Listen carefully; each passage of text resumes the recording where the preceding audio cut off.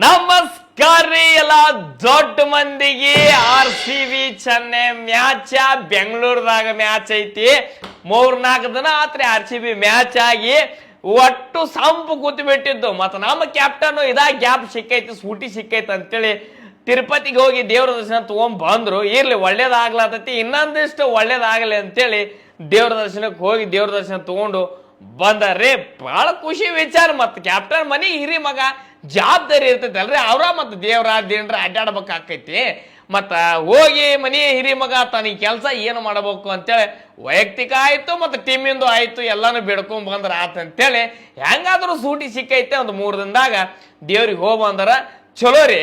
ಈಗ ನೋಡ್ರಿ RCB Chennai match ಬೆಂಗಳೂರದಾಗ ಐತಿ. ಬೆಂಗಳೂರದಾಗ ನಮ್ಮ ಬೆಂಗಳೂರು ಮ್ಯಾಚ್ ಇದ್ದಾಗ ನಮಗೆ ಸ್ವಲ್ಪ ತ್ರಾಸ ಆಕೈತಿ. ಯಾಕಂದ್ರೆ ತಮಗೆಲ್ಲ ಗೊತ್ತಿದ್ದಂತ RCB ಏನು ಬೆಂಗಳೂರು ಪಿಚ್ಚದಾಗ ಬಹಳ ದೊಡ್ಡ ಸಾಧನೆ ಆಗೈತಿ. ಅಂದ್ರೆ ಏನೋ ಸ್ವಲ್ಪ ಗೆಲ್ಲಕ್ಕೆ ಅಲ್ಲಿ ತ್ರಾಸ ಆಗೈತಿ. ಅವನು ತ್ರಾಸ ಅಂತಿರೋ ಏನಂತಿರೋ ಗೊತ್ತಿಲ್ಲ.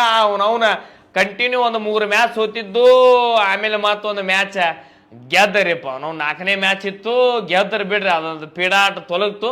ಇನ್ನ RCB ಚೆನ್ನೈ ಮ್ಯಾಚ್ ಐತಿ. ನಾ RCB ಅಟ್ಟ ಇನ್ನು ಹೇಳ್ಬೇಕಾಕೈತಿ. ಯಾಕಂದ್ರೆ ಚೆನ್ನೈದಂತರೂ ಈ ವರ್ಷ ಪೂರ್ತಿ ಅಳಗಾಲ ಹಚ್ಚಿಬಿಟ್ರ ಟೀಮೇ ಪೂರ ಅಳಗಾಲಿ. ಅವನು ಚೆನ್ನೈ ಅನ್ನುವಂಥದ್ದು ಒಂದು ಟೀಮ್ ಐತಿ ಅನ್ನುವಂಥದ್ದು ಮಂದಿ ಮರ್ತು ಬಿಡ್ತೈತೆ ನೋಡ್ರಿ. ಇನ್ನೊಂದು 2 ವರ್ಷ ಇವ್ರು ಹಿಂಗ ಮಾಡಿದ್ರಂದ್ರ ಆ ಟೀಮನ್ನ ಮರ್ತು ಬಿಡ್ತೈತೆ. ಅವ್ರು 5 ಕಪ್ ಗೆಲ್ಲಾಕ್ಯಾರೆ ಏನ್ಯಾಕೆ ಆಲಿಕ್ಯಾರೆ ಆದ್ರೆ ಅದು ಸಂಬಂಧ ಇಲ್ಲ. ಒಟ್ಟ ಫಾರ್ಮ್ ಇರ್ಬೇಕು. ಓಡೋ ಕುದುರೆಗೆ ಅಟ್ಟ ಮಂದಿ ಬೆನ್ ಹತ್ತಾರೆ. ಅವನ ಇವಕ್ಕೆಲ್ಲ ಬೆನ್ ಹತ್ತಂಗಿಲ್ಲ.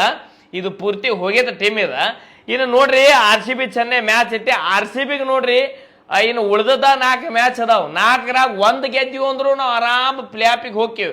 1 ಗೆದ್ರ ಆತೇಳು 3 ಸೋತ್ರ ಅಂತೇಳಿ ನಾವು ಸಂಪ ಕುಂತು ಬ್ಯಾಸ್ಗ್ಯಾಗ ಹೊಚ್ಕೊಂಡ್ ಮಕ್ಕಳು ಅಂತದ್ ಬೇಡ. ಯಾಕಂದ್ರ ಏನು ಉಳ್ದಾವ್ 4 ಜಾಡ್ಸ್ಬೇಕು. ಜಾಡ್ಸಿದ್ರೆ ಏನಾಕತಿ 4 ಗೆದ್ದೀವಿ ಅಂದ್ರೆ 1 ಎಲ್ರ ಹೊಯ್ಕೊತ್ ಹೋಲಿಕರೆ ನಮಗೇನು ಬೇಜಾರಿಲ್ಲ. ಒಟ್ಟ 3 ಗೆಲ್ಲಬೇಕು. ಗೆದ್ದೀವಿ ಅಂದ್ರೆ ಏನಾಕತಿ 1 ನಂಬರ್ ಅಲ್ಲಿ ಕಂದ್ರೆ 2 ನಂಬರ್ ಪಾಯಿಂಟ್ ಟೇಬಲ್ದಾಗ ಕೂತೀವಿ ಅಂದ್ರೆ ಅಲ್ಲಿ ಸೇಫ್ ಆಗಿರ್ತೀವಿ. ಪ್ಲೇ ಆಫ್ದಾಗ ಒಂದು ಮ್ಯಾಚ್ ನಾವು ಸೋತೀವಿ ಅಂದ್ರು ಇನ್ನೊಂದು ಚಾನ್ಸ್ ಇರ್ತದೆ ನಮಗೆ ಫೈನಲ್ ಕೋಲಾಕ.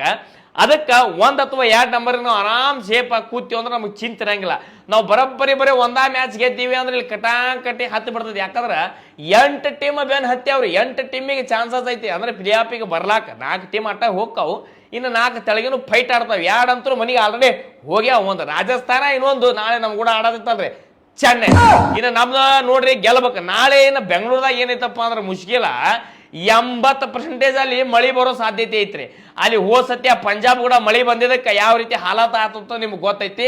ಅವನೊಂದು ಎಂಥ ಪ್ಲೇಯರ್ ಯಾಕೆ ಬರಲಿ ಹೊಡ್ಯಾಕೆ ಆಗಂಗಿಲ್ಲ. ಅಲ್ಲಿ ಅಂಥ ಪೈ ಆಗಿಬಿಟ್ಟಿತ್ತು ಪಿಚ್. ಇನ್ನು ನೋಡ್ರಿ ನಾಳೆ ರಾತ್ರಿನೇ ಮಳಿ ಬರೋ ಸಾಧ್ಯತೆ ಐತಿ ಅಂತೇಳಿ ಹವಾಮಾನ ಇಲಾಖೆದವರು ಆಲ್ರೆಡಿ ತಿಳಿಸ್ಯಾರಿ. ನೀವೇನದ ತಾಡಪತ್ರೆ ಏನದ ರೆಡಿ ಇಟ್ಕೊಂಡ್ಬಿಡ್ರಿ. ಯಾಕಂದ್ರೆ ಎಂದ ಮಳಿ ಬರ್ತದೆ ಹೇಳಕ್ ಬರಂಗಿಲ್ಲ. ನೀವು ಆ ಕೌದಿ ತೊಗೊಂಡು ಹೆಂಗೆ ಹೊಚ್ಕೊಂಡ್ ಮಕ್ಕೋತಿಲ್ಲ ಹಂಗೆ ನೀವು ಏನು ತಡಪಲ್ಲ ಒಂದೊಂದು ಊರಾಗ ಒಂದೊಂದು ಕರೀತಾರ ಅದನ್ನ ತೊಗೊಂಡು ಹಾಸಿಬಿಡ್ರಿ. ನೋಡ್ರಿ ನಮ್ಮ ಪಿಚ್ ಬೆಂಗಳೂರು ಪಿಚ್ ಒಂದು ಡ್ರೈನೇಜ್ ಸಿಸ್ಟಮ್ ಚಲೋ ಸಿಸ್ಟಮ್ ಐತಿ. ಎಂಥ ಬಿರುಸು ಮಳಿ ಬರಲಿ ಒಂದು ಅರ್ಧ ತಾಸ್ದಾಗ ಆ ಡ್ರೈನೇಜ್ದಾಗ ಏನದ ನೀರು ಹೋಗೋ ಸಿಸ್ಟಮ್ ಮಾಡ್ಯಾರ.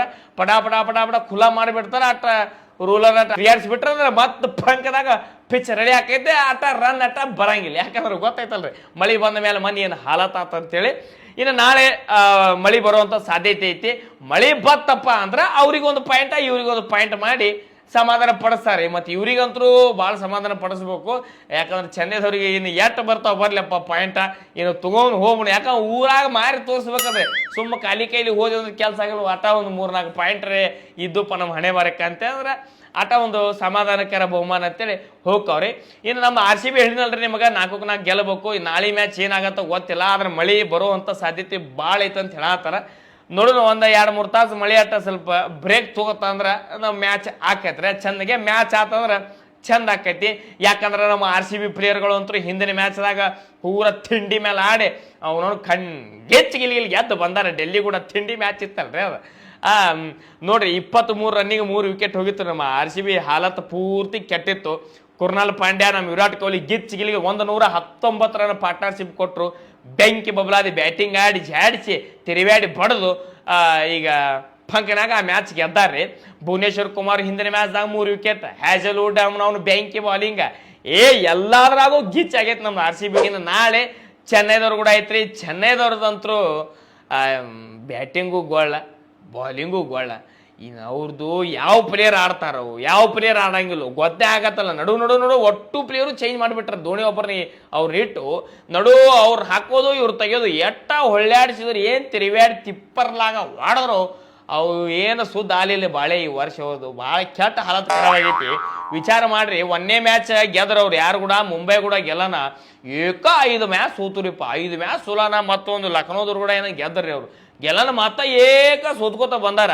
ಇನ್ನು ನಾಳೆ RCB ಕೂಡ ಮತ್ತ ಪಡಿಸ್ಕೋತಾವ. ಯಾಕಂದ್ರೆ ಅದು ಚೆನ್ನೈದಾಗಿತ್ತು RCB ಚೆನ್ನೈ ಮ್ಯಾಚ್. ಅವಾಗ ಅದು RCBಗೆ ಹೇಳ್ಸಾಕ ಅದು ಲಾಲಿಪಾಪ ಅವು ಇವು ಏನೇನು ತೊಗೊಂಬಂದಿದ್ದು ಬರಬ್ಬರಿ ಅವ್ರ ಬಾಯಾಗಿ ಇಟ್ಟಂಗಾತು. ಅಂದ್ರೆ ಲಾಲಿಪಾಪ್ ಇಟ್ಟಂಗಾತು, ಅವಕ್ಕೆ ಅಸಹ್ಯ ಆಯ್ತು. ನಾಳೆ ನಮ್ಮ ಮಂದಿ ಅವು ಜೇಲ್ದಾಗಿನ ಅರ್ಬಿ ಹಾಕೊಂಬಂದ್ರು ಹೇಳಾಕ ಬರಂಗಿಲ್ಲ. ಯಾಕಂದ್ರೆ ನಮ್ಮ ಮಂದಿ ಕ್ಯಾಟ ತಿರ್ಸಟ ಮಂದಿ ನಮ್ಮ ನಾಳೆ ಏನ್ ಆಕೈತಿ ಗೊತ್ತಿಲ್ಲ ಅವ್ರ ಹಾಲತ.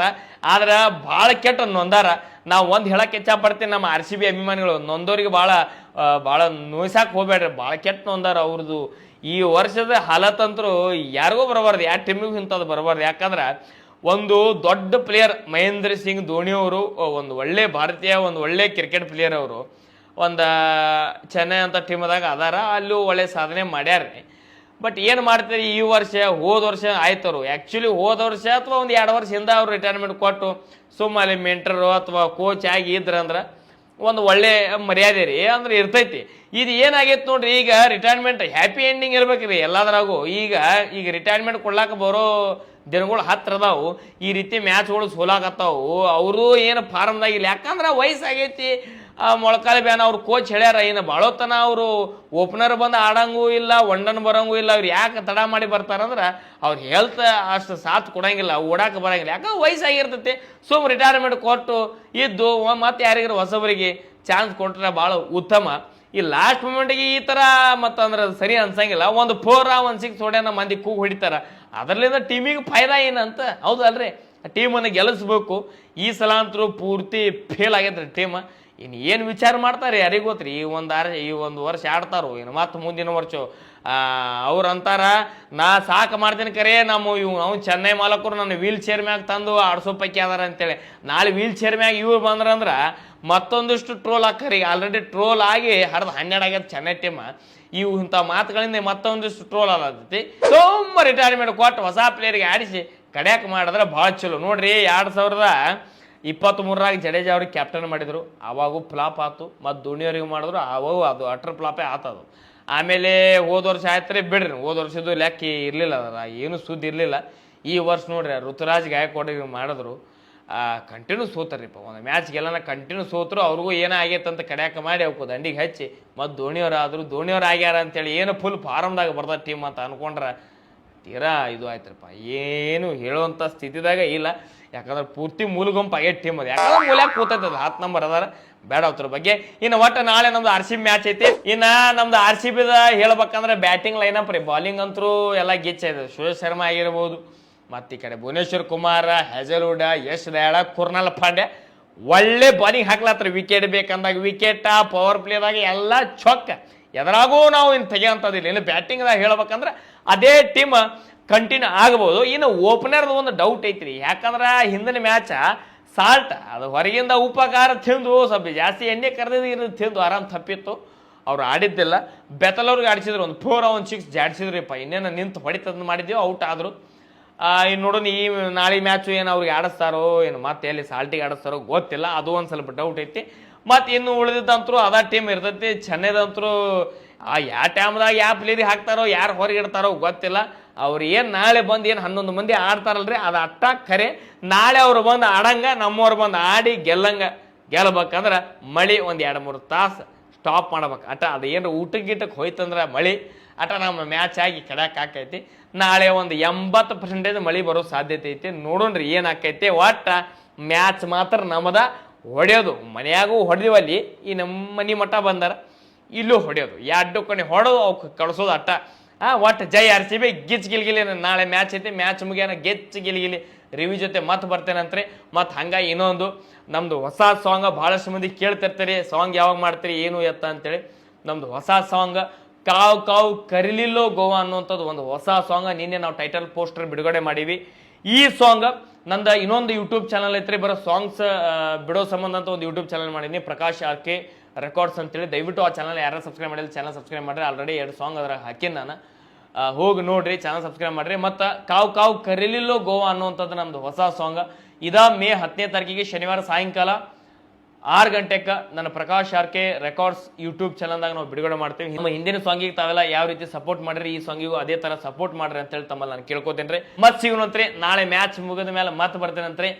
ನಮಸ್ಕಾರ ರೀ. ಜೈ RCB.